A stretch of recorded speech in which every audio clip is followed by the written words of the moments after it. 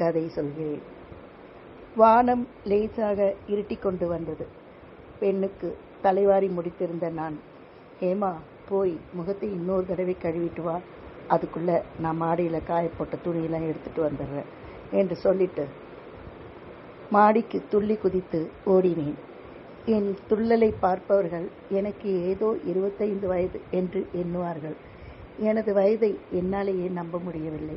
இப்போதுதான் இரட்டை பின்னல் பின்னிக்கொண்டு புத்தகங்களை மார்போடு அணைத்து கொண்டு அம்மா பள்ளிக்கூடம் போயிட்டு வரேன் என்று சொல்லிவிட்டு போனது போல் இருக்கிறது. காலம்தான் எத்தனை விரைவாக ஓடுகிறது. 45 வயதை எட்டிவிட்ட எனக்கு 20 வயது மகள்.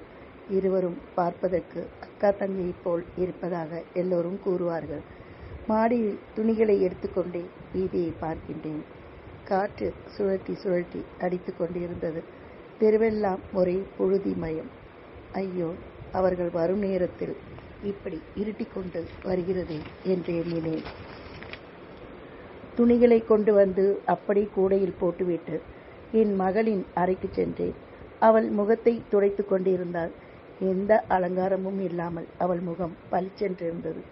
மல்லிகையும் கனகாம்பரமும் சூடி அலங்காரம் எல்லாம் முடிந்ததும் குத்துவிளக்கு போலிருந்தாள்.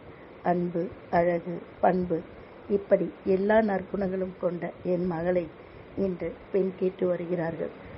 பெண்மையின் பிறப்பிடமாய் அமர்ந்திருக்கும் இவள் என் மகளா? என்னாலே என் வாழ்வை நம்ப முடியவில்லை.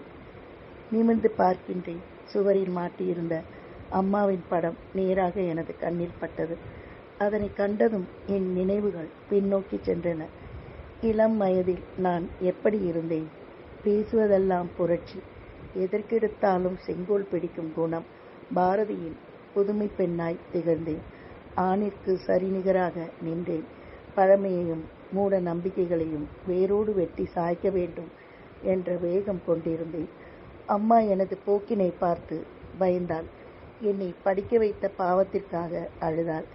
பெண் பெண்ணாய் இல்லாமல் இப்படி சுற்றுகிறாளே, இவளின் எதிர்காலம் என்னவாகும் என்று தவித்தாள். ராஜன், அவர் ஒரு இனிய கதாபாத்திரம். எனது குணங்களை ஜெராக்ஸாக பெற்றிருந்ததாலோ என்னவோ எங்களின் மனமும் ஒத்துப்போனது. எத்தனையோ எதிர்ப்புகள் எங்களின் திருமணத்திற்கு. ஏனெனில் நாங்கள் இருவரும் வெவ்வேறு இனம் என்பதால். இருப்பினும் ஓடிப்போய் திருமணம் புரிய விரும்பாத நாங்கள் பெரியவர்களின் ஆசையை போராடி பெற்றோம். அப்போது அம்மா சொன்னாள், இதோ பாரம்மா, இப்போ ஏதோ வயசு வேகம் இப்படி பண்ணிட்ட. ஆனா உனக்கும் ஒரு பொண்ணு பிறந்து நாளைக்கு அதுக்கு ஒரு கல்யாண காட்சின்னு வரும்போது எந்த ஜாதியில் பண்ணுவேன்? உன்ன மாதிரி புரட்சி பண்றவங்க எத்தனை பேர் இந்த உலகத்துல இருக்காங்க. இப்போ உனக்கு இதெல்லாம் புரியாது. பின்னால கஷ்டப்பட போற ரொம்ப.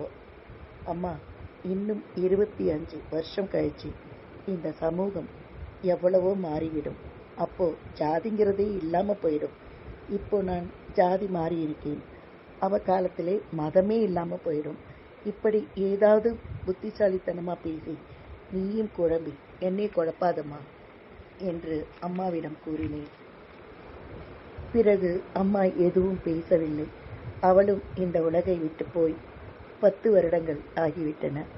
எனது மகளும் டிகிரி முடித்து விட்டாள். அதற்கு மேல் படிக்க வைப்பதை விட காலாகாலத்தில் அவளை மனக்கோலத்தில் பார்க்க என் மனது துடித்தது. அம்மாவை எதற்கெடுத்தாலும் 10ஆம் பசலி என்று ஏளனம் செய்த நான் இன்று நானே ஒரு தாய் ஸ்தானத்தில் வந்தபோது 10ஆம் பசலியாகத்தான் நடந்து கொள்கிறேனோ எனக்கே புரியவில்லை. அவள் கையை பார்த்த ஜோதிடர் மட்டும் அவள் திருமணம் ஒரு விழிப்புணர்வை தரும் என்று சொன்னார். வரன் தேடியவுடன் கிடைத்தது. என் இனத்திலும் சேராமல், அவர் இனத்திலும் சேராமல் வேறு இனத்தில் பையன் கிடைத்தான். அழகு, அந்தஸ்து, பண்பு எல்லாம் என் மகளுக்கு இணையாக இருக்கும் தகுதியுள்ள வரன். எங்களின் குடும்ப சூழல் அனைத்தையும் அவர்களிடம் பேசியாயிற்று. அதனால என்னங்க, இந்த காலத்துல இதெல்லாம் பெரிய விஷயமே இல்லை என்று பெருந்தன்மையுடன் கூறிவிட்டார்கள். என்னம்மா, பாட்டி படத்தையே பார்த்துட்டு இருக்க என்று என் மகள் எனது கைகளில் முத்தமிட நான் கடந்த கால நினைவுகளிலிருந்து மீள வந்தேன். மனதிற்குள்ளாக அம்மாவிடம் நான் கூறினேன், அம்மா, என் மகள் கல்யாணத்தை பற்றி அதிகமாக கவலைப்பட்டவ நீதானே. இந்த அருமையான வரனை இருந்து பார்க்க உனக்கு கொடுத்து வைக்கலப்பார். நான் சொன்னேன் இல்லையா, காலம் இப்போதெல்லாம் ரொம்ப மாறிடுச்சுமா. வெளியில் வீசிய சூழல் காற்று நின்றது. ஆனாலும் வானம் இருண்டுதான் இருந்தது. இந்த இனிய சூழல் ஒரு அழகிய கவிதை போல் இருந்தது. வெளியில் கார் வந்து நிற்கும் சத்தம் கேட்டது. பிள்ளை வீட்டார்தான் வந்து விட்டார்கள். நான் அவர்களை வரவேற்க ஓடினேன்.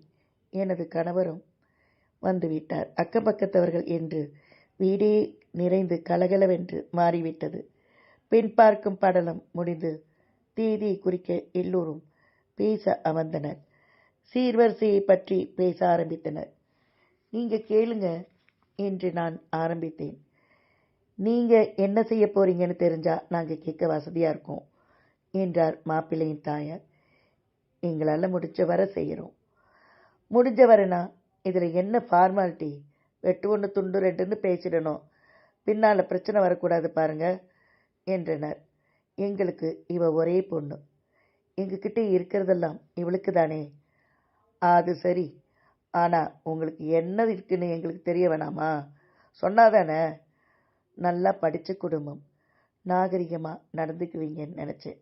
இப்படி பேரும் பேசுகிறீங்களே. என் பொண்ணுக்கு என்ன குறைச்சல்? நல்ல அழகு, அறிவு, அடக்கம் எல்லாமே இருக்குது. இந்த காலத்தில் அது கூட பேச தெரியாத ஒரு பொண்ணை உங்களால் பார்க்க முடியுமா? ஏனோ பிள்ளை நல்லவராக இருக்காரேன்னு தான் இவ்வளவும் பேசுகிறோம். உங்களுக்கு இவ்வளவுதான் வேணும்னு கேளுங்க, முடிஞ்சால் செய்கிறோம், இல்லைன்னா விட்டுடலாம். நீங்கள் என்ன எங்கள் மேலே கோச்சிக்கிறதுல அர்த்தம் இல்லை. உங்கள் பொண்ணுக்கிட்ட எல்லாம் இருக்குது, நாங்கள் இல்லைன்னு சொல்லலை. ஆனால் நல்ல ஜாதி இருக்கா உங்ககிட்ட? இந்த விஷயம் பற்றி உங்ககிட்ட முதல்ல சொல்லியாச்சு. அதுக்கு சம்மதப்பட்டு தானே வந்தீங்க? சம்மதப்பட்டு தான் வந்தோம். அதனால் சீர்வரிசை நிறையா கேட்குறோம். ஜாதி சுத்தம் இல்லைங்கிறதால கேட்குற சீர்வரிசையை கொடுங்க. உங்கள் பலவீனத்தை மூடி மறைச்சி நீங்கள் பணிஞ்சு தான் போகணும். ஜாதியும் கேட்கக்கூடாது, சீரும் கேட்கக்கூடாதுன்னு என்ன நியாயமா அது? மாப்பிள்ளை இந்த சூழலில் கலந்து கொள்ளாதவன் போல் வேடிக்கை பார்த்தான். அப்போதுதான் சற்றும் எதிர்பாராத வண்ணம் என் சாந்த மகள் சீறி வந்தாள். அவர்களை வெளியே போகச் சொன்னாள். அம்மா, நான் மேலே படிக்க போகிறேம்மா, எனக்கு கல்யாணமே வேணாம். உன்னை அவமானப்படுத்துகிற அந்த தாலி எனக்கு வேண்டாமா? என் மடியில் மீண்டும் அவள் குழந்தையானாள். புரட்சி புலிக்கு பிறந்தது மட்டும் பூனையாகிவிடுமா என்ன? அம்மா படத்திலிருந்து என்னை ஏளனமாக பார்ப்பது போல் இருந்தது. என்னம்மா, உங்கள் காலம் மாறிடுச்சோ என்பது போல் பார்த்தாள். ஆமாம், காலம் மாறிதான் போயிடுச்சுமா. காசுக்கு இன்னமும் பெண்ணை விலை பேசும் காலம் மாறவில்லை என்று மானசீகமாக பதில் சொன்னேன். இன்றளவும் இது போன்ற அவலங்கள் நம் சமூகத்தில் நடைபெற்று கொண்டுதான் இருக்கின்றது. என்ன செய்வது? நன்றியுடன் உங்களின் அன்பு சகோதரி மாலதி பாலன்.